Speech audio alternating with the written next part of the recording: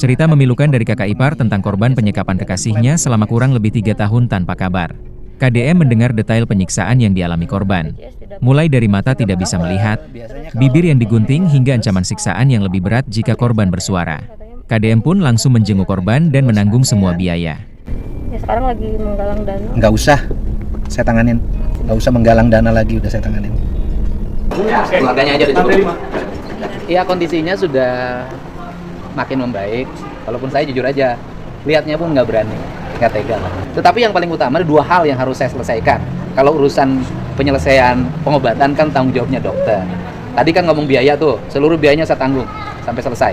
Jadi nggak usah lagi nyari ke BPJS kemana-mana, saya tanggung. Jadi nggak usah sibuk lagi keluarganya, dan keluarganya oleh saya juga tadi dibekelin.